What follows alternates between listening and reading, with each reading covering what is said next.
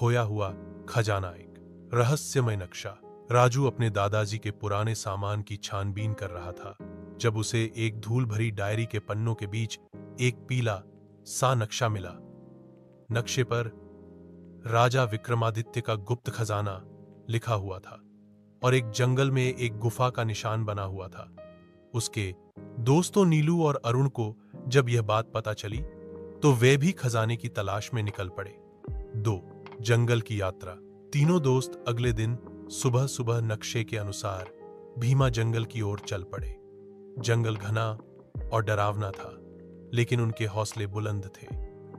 रास्ते में उन्हें एक बूढ़ा साधु मिला जिसने कहा, इस गुफा में जाने वाले कभी वापस नहीं आते, लेकिन वे नहीं रुके।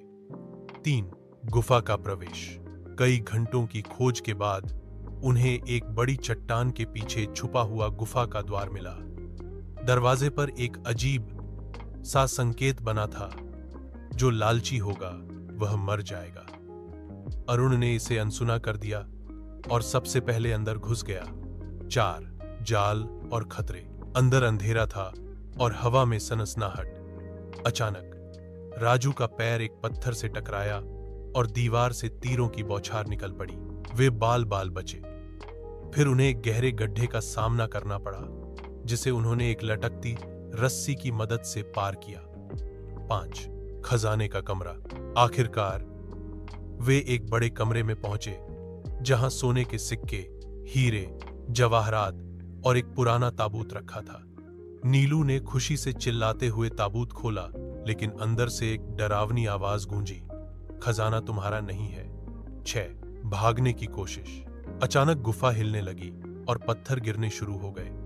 वे तेजी से भागे, लेकिन अरुण लालच में एक मुट्ठी भर हीरे उठाने लगा। तभी एक विशाल पत्थर उसके रास्ते में गिर गया।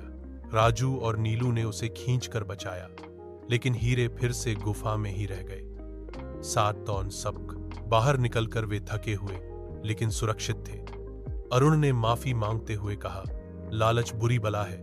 राजू ने मुस्कुराते हुए कहा, लेकिन हमने एक यादगार रोमांचक साहसिक कारनामा तो किया।